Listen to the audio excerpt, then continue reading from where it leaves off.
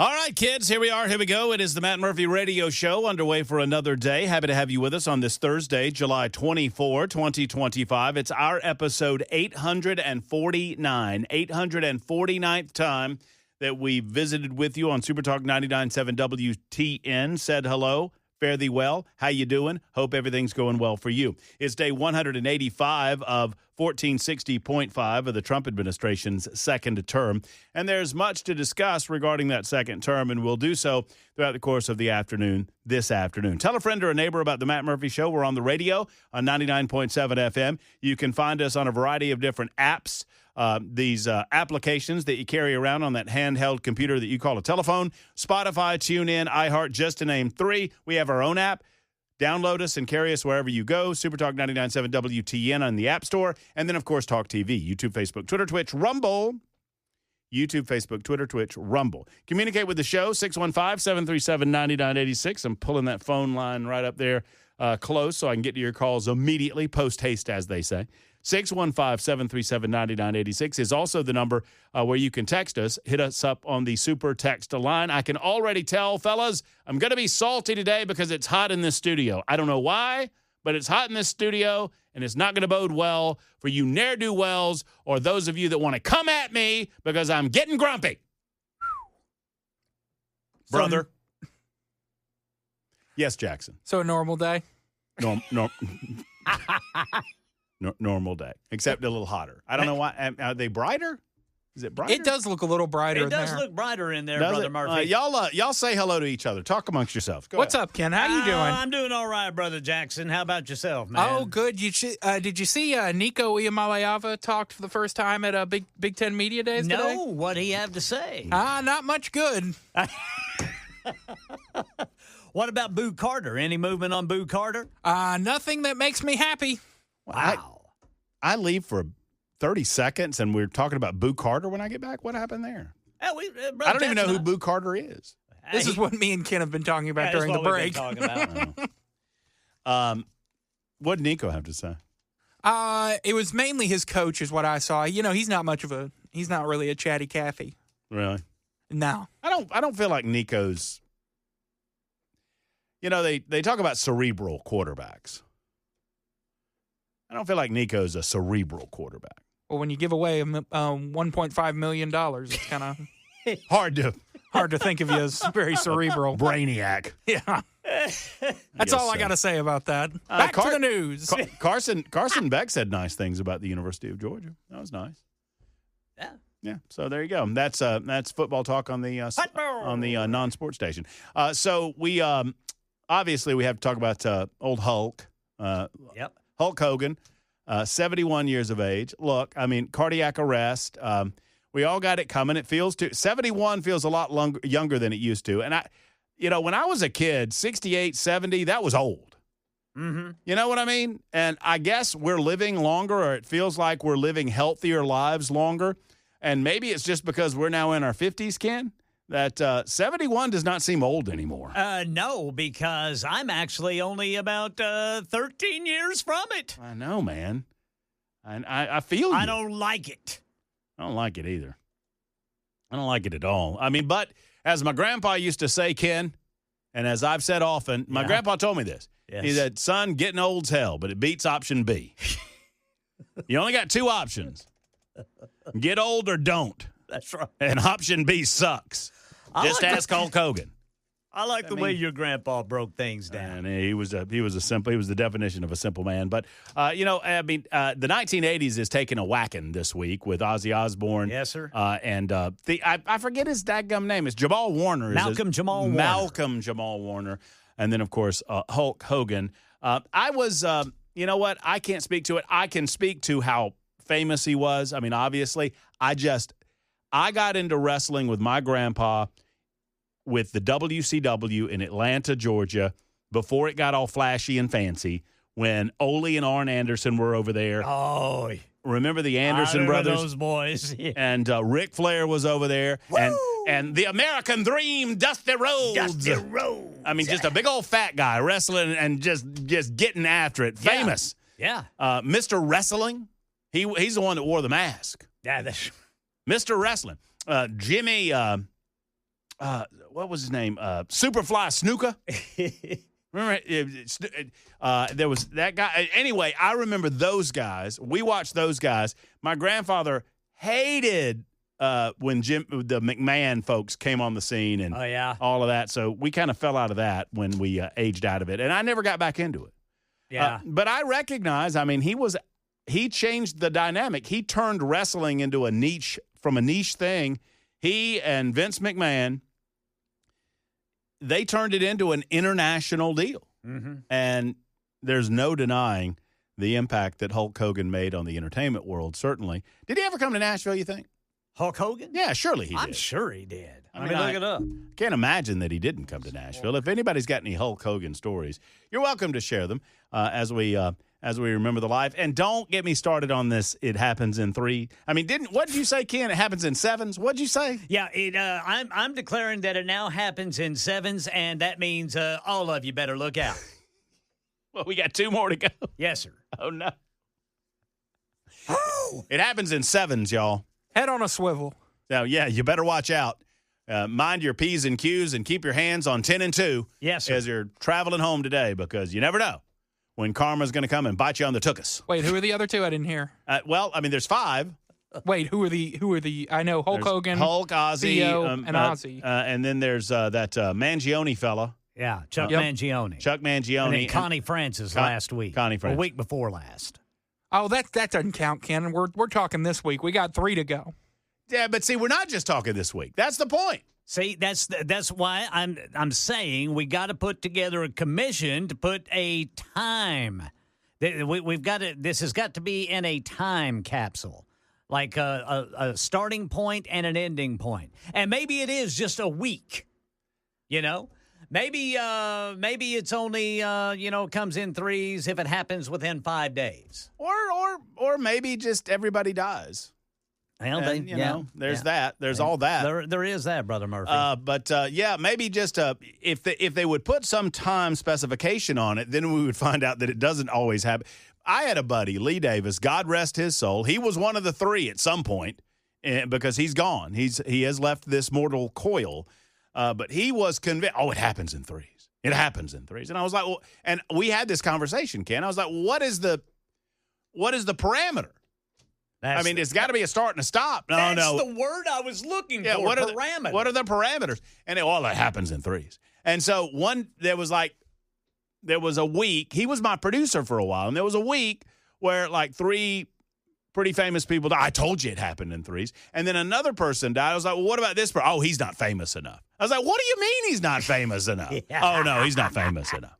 And then at one point it's like, 3 actors died, and there was an author that died in there too. He wrote books. That doesn't count. No, sir. Okay, so here's what I found. Okay. All right. This is from the internet. Well, then it has to be true. The idea that celebrity deaths come in 3s is a common cultural belief, often referred to as the rule of 3. However, this is generally considered a superstition rather than a factual phenomenon supported by evidence. Well, there you have it. So I guess it's official. There is no official that comes in 3s. Unless you're really superstitious. Unless you're really superstitious, yes, sir. You know why you shouldn't walk under ladders? Because the paint might fall on you. Paint might fall on your head. And that could hurt. And heck yeah, it could hurt. Especially if the painter just got up there. Oh, yeah. And half full gallon of paint? That'll hurt. You kidding me? The lead singer of Golden Earring died this week, too, we're told. Really? Radar Love. Well, I got to look up that. What was the other one? They did Radar Love. Radar Love. Golden Earring. There was one other hit. They had 2 hits. They had Radar, Twilight Zone. And I'm living in the Twilight Zone. In the madhouse. I don't know the words, but I know the tune. There it is, boys. George Kooymans. Well, I don't know how to spell. I'm butchering this name. Kooymans. George Kooymans. I guess the guitarist and co-founder of the Dutch rock band Golden Earring died at the age of 77. I had no idea they were Dutch. Yeah, they were Dutch. Apparently, I didn't know either. But I've been told the Scorpions didn't know how to speak English. Have you heard that, Ken? Yeah. No, look it up. Fact check me on that. Jackson, fact check this radio show on that fact that the Scorpions lead singer did not know how to speak English. Klaus Meine. That'll Yeah, and you were right, Brother Murphy. It was Radar Love and another top 10 hit Twilight was Zone? Twilight Zone. And I'm slipping into the Twilight Zone. Am I slipping into the Twilight Zone? It was the guitarist of Golden Earring, you knob. Yeah, the guitarist. Why? Wait, somebody on the text line's calling me a knob. Well, I think we said the lead singer. Oh, well, good gracious. That is a great insult. No. I'm going to start calling people knobs. That is great. That's what Barney should have called Gomer. Should have called him a knob instead of a boob. Ken, will you give me the Scorpions lead singer's last name, please? Yeah, Meine.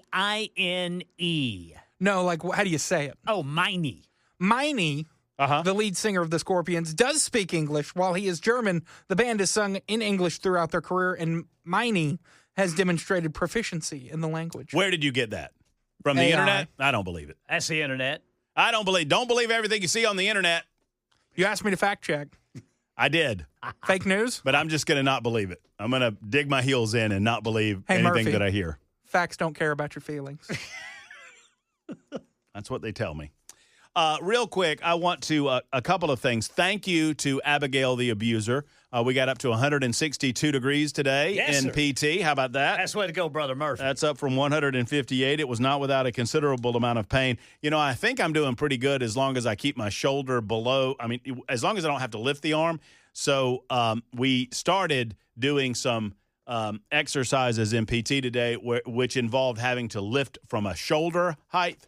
And I realized, I literally looked at another adult person and said, I can't lift my shoulder.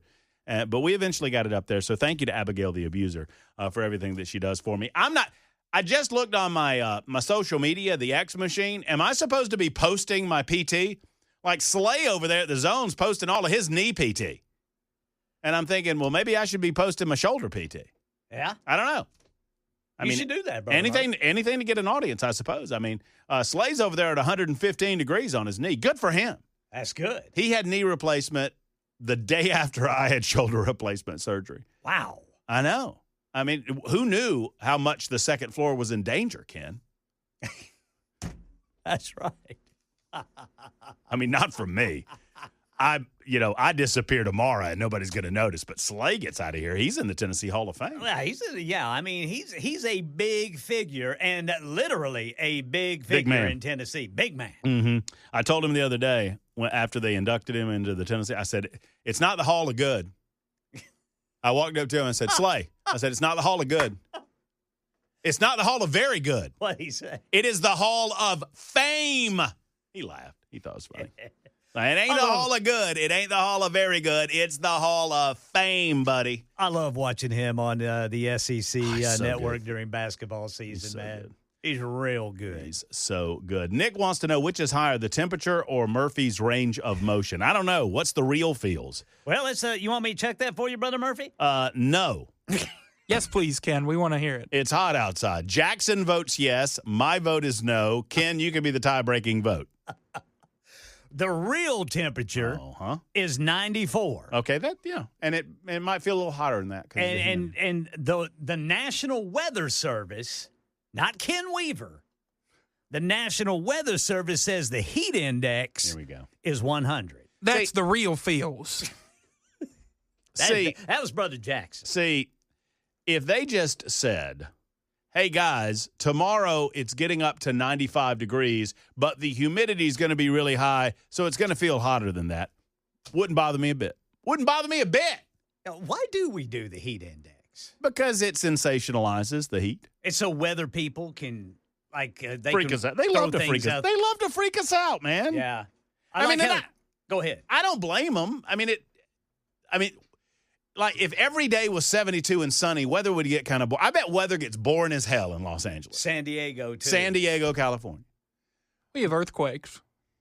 Okay, they got that going. Yeah, that's they do have nice. that. They got They that do. going for them. Yeah, they got that going for them, which is nice.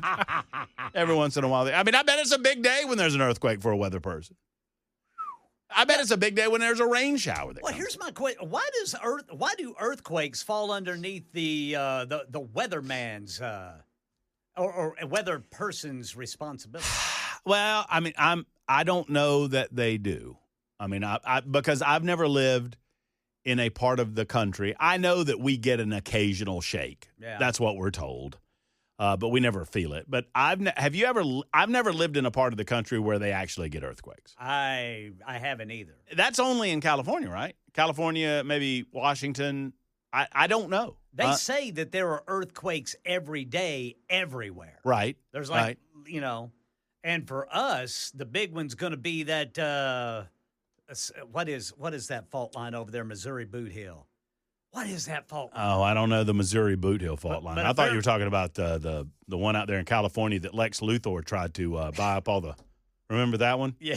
The San Andreas Fault. Yeah, the San Andreas is California. Lex Luthor bought all that property along the San Andreas Fault, and then he was going to cause the earthquake, and California was going to fall into the ocean, and then he was going to get rich. Yeah. And he was going to have Otisburg. Oh.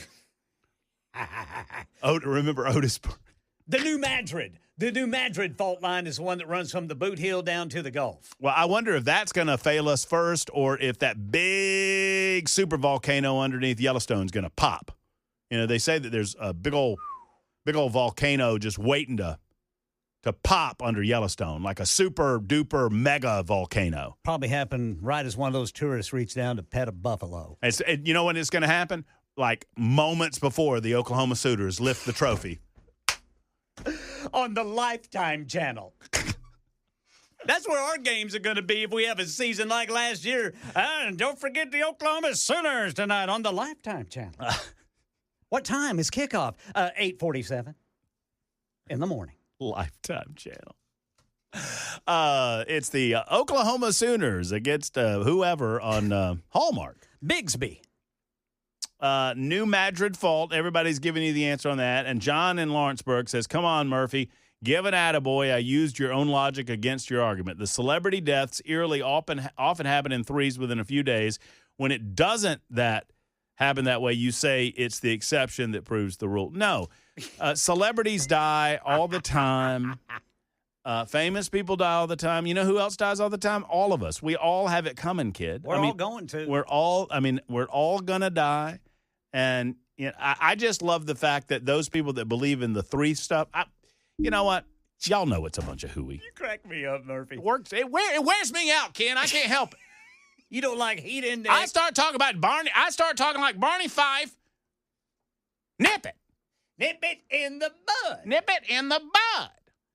All right, we got to nip this. We'll get to content here in a moment. Hulk Hogan died. I don't feel so good myself. What happened to the news story? I just have a simple question. What happened to the news story? That's coming up next on Super Talk.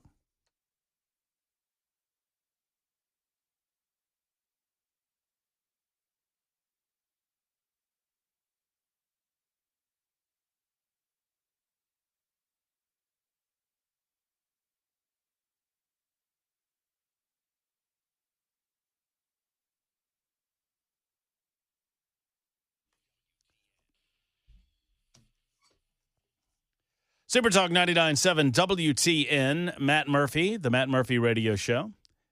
Coming up in the 4 o'clock hour, two young Republicans have an event to announce to you, and I certainly want them to come on the show and make that announcement here. We love to support young conservatism, young Republicanism, young activism amongst Nashville and Tennessee's youth. And this is a part of it. Senator Mark Pody made me aware of all this. These are two young interns in Senator Pody's in his office, and they're going to come on with us in just a couple of minutes. And after that, Debbie Matthews is going to step in, and we're going to have a great conversation with Debbie about some of the things going down in Murray County. I mean, Debbie knows everybody. Debbie is the queen of Murray County, and she's going to tell us all about what's happening, also give us her insight on the 7th Congressional District. Speaking of, and I'll get to Buffalo in just a moment. Speaking of the 7th Congressional District, Trey Hargett, our Secretary of State, I invited Trey on the show to announce this himself, but he said, no, I mean, all I've really got to talk about it or all I have to say about it is what we said in our press release, and I said that's fair enough. Governor Bill Lee has issued a writ of election for a special election to fill the seat in the U.S. House of Representatives for Tennessee's 7th Congressional District. You heard Ken Weaver make mention of this in the 3 o'clock hour in his newscast. But we have all the details, all the deets, as they say, all the rundown. So the Secretary of State is providing the timeline for the 7th Congressional District election. As an aside, I am told, not by Hargett, not by anyone within his office, but I am told that there are some within the apparatus of the state that are a little annoyed. You know, I'll give you 2 guesses. Jackson or Ken Weaver. Ken might be busy. 3 guesses. The first 2 don't count. Who pays for this special election in Tennessee? The taxpayers. The taxpayers. That's correct. Well done. So had Congressman Green chosen to serve out his term as promised when he ran for re-election, we would not incur the expense. I have no idea what a special election is costing us. I could probably sleuth that out and figure it out. But it is not an inconsequential amount of money. And apparently, I am told there are some entities that are a little annoyed that they have to cover the nut on this. Either way, there has to be a 7th Congressional District special election, as now former Congressman Mark Green has resigned. The 7th District includes 14 counties in Middle and West Tennessee. I will not go over each of them. Here are the key election dates. The primary election for Democrats and Republicans will be held on October 7th of this year. That is, let's see, July to August. August is 2.5 months, thereabouts. The general election will happen December 2nd of this year. Important dates for candidates. Qualifying deadline to turn in paperwork to run is August 12th at noon. Tick-tock, tick-tock. The deadline to withdraw from the race is August 15th at noon, so just a couple of days after August 12th. Petitions can now be picked up from a county election office or the state election office and must be submitted to the state election office. Qualifications to run for U.S. Representative, to hold office of U.S. Representative, you must be. Jackson, check these boxes now. Maybe we might run you. You want to run? Let's see if I check the boxes. Okay, let's see if you qualify. Must be at least 25 years of age. Oh, got it. I'm 25. Okay. Are you a U.S. citizen for at least the last 7 years? Yep. Well, that's it. Oh. Now Way to go, Brother Jackson. Now, to qualify in a primary election, have you been a Tennessee resident for the last 3 years? Been a Tennessee resident for the last 25. There you go. Have you been a resident in the county represented for 1 year immediately preceding the election? So what county do you live in? Davidson. Okay, you qualify. Let's go. Let's run you. I bet you get more votes than some of these ne'er-do-wells. What if we have a felony? Some of these knobs. You got a felony, Brother Jackson? You got a felony? I was a nincompoop at one point. I'm just kidding. I don't have a felony. Dang, I was hoping you had a felony. I was getting ready to say, man, you got to tell us about I was this. really, really hoping you had a felony. Making myself a nincompoop. I mean, I was in a tanning bed in Florida. By the way, neither things got hairy. forgot my sock. Forgot everything. Don't forget your sock. And my sunglasses. Gets bright in there. So people are giving, we've got Afton Bain coming on tomorrow in the 3 o'clock hour. She will be in studio with us. She is running as a Democrat in the 7th Congressional District, or as a 7th Congressional District representative. She's running for that seat. Well, she doesn't live in the 7th Congressional District, but she lives in Davidson County. And in order to qualify to run, if you live in a county that is a split county, you're allowed.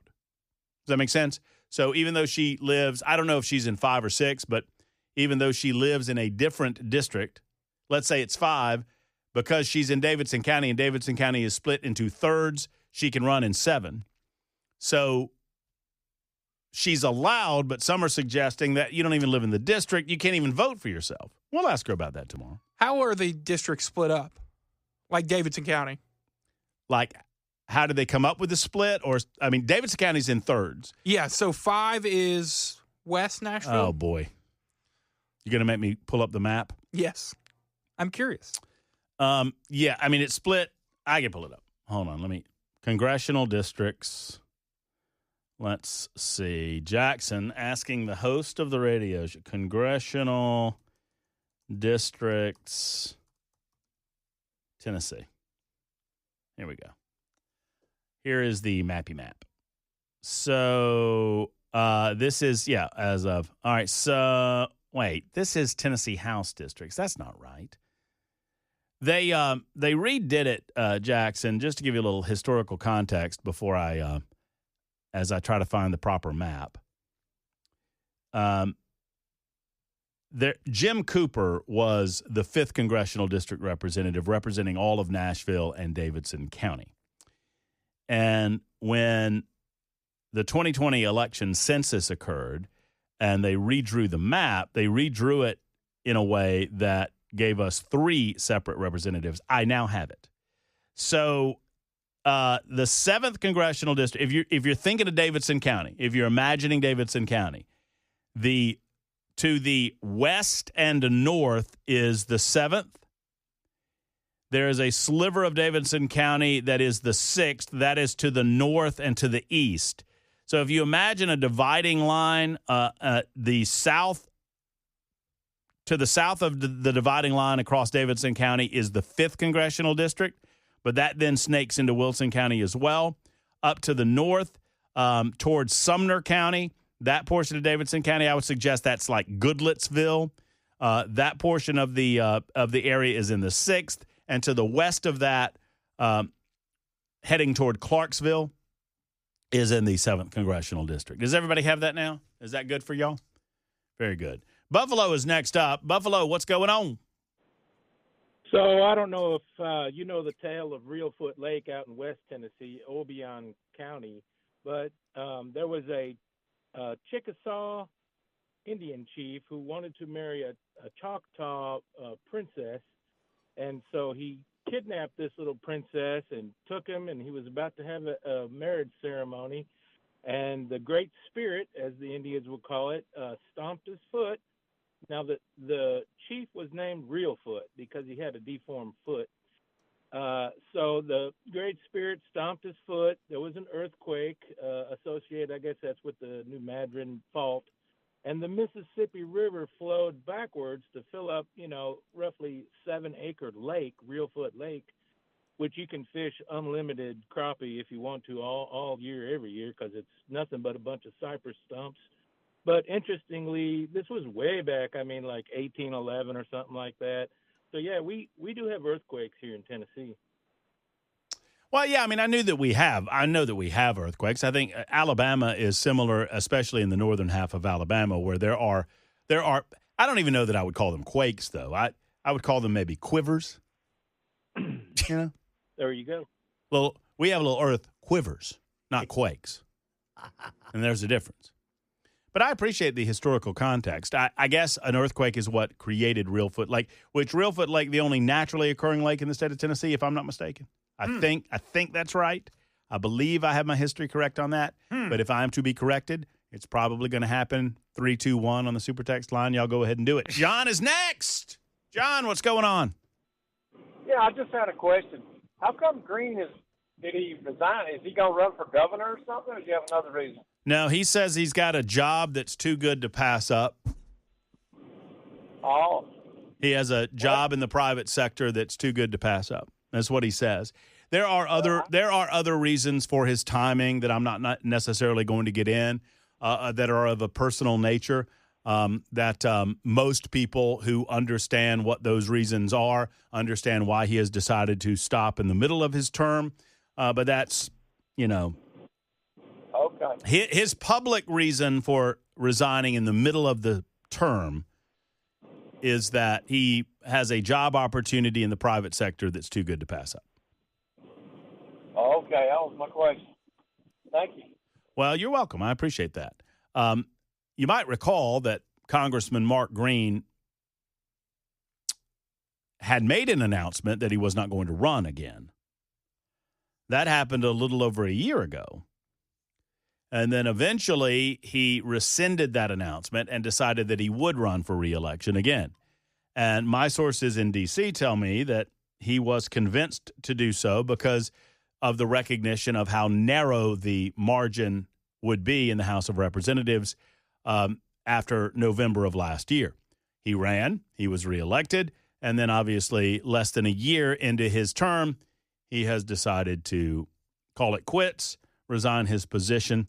I don't feel – look, we talk about a lot of things on this show. Believe it or not, for those of you who have listened to me for any length of time, there is a filter there, and some things, even for a public-facing persona like Mark Green's or a politician of any stripe, there are some things that are private in nature, and I'm not going to get into those things necessarily. Are there moments where private things become public things? Yeah. I think when it begins to affect your performance as a representative, the people that you are representing deserve to know why your performance has been impacted. But it feels to me like Congressman Mark Green has decided to go a different direction so that does not occur. And I'm trying to be delicate here. And I guess I can give him credit for that. That if he feels like there's any aspect of what's going on in his private life that might impact, and it might be as simple as he does, in fact, have an opportunity so incredible that it would necessitate that it cannot wait for another year. I would suggest to you that maybe there's a little more that's going on, but that's not, that's just me, and that's just you and I talking, right? That to say, we appreciate Mark Green's service as a doctor, as a member of the United States military, and as a congressperson. And we thank him for that, and hopefully he will have a good time in the private sector. 51 after the hour. Super Talk 99.7 WTN.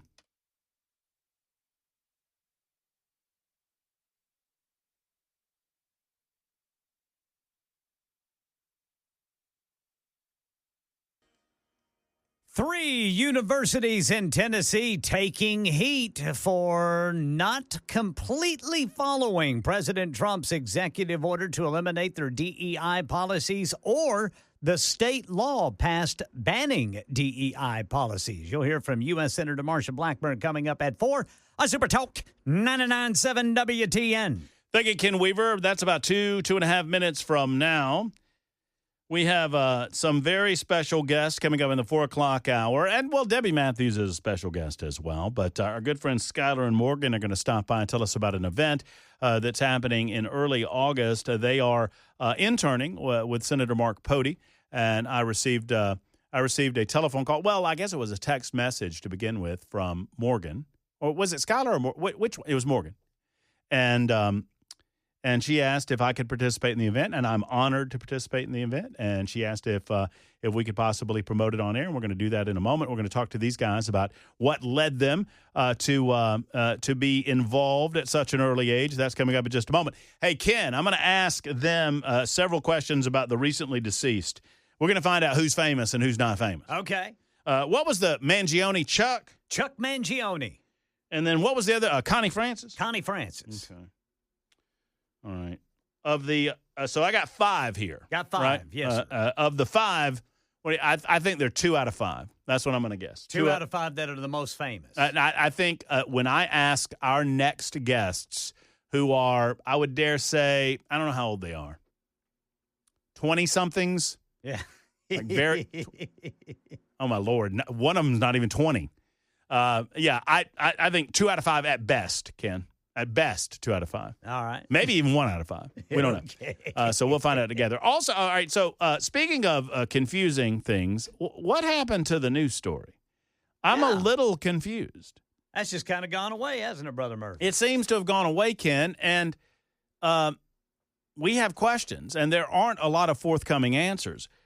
there is video surveillance, one would presume, on every inch of that property. I mean, I would be fascinated to find out that there wasn't. And yet we've seen not one single still image, not one photograph before or after the fact of this supposed noose that we were told shut down operations at the new Nissan Stadium for the better part of a day. We were told that they were going to get to the bottom of it. There was a $250,000 reward for more information as to who put the noose there and where and why and all of that. And all of this story has just seemingly gone away. And is anybody else interested in why? I am. Maybe we'll get to the bottom of it before all is said and done. That's hour number one. 3 more to go. Super Talk 99.7 WTN, 615-737-9986. Tina and Roger, y'all hang in there.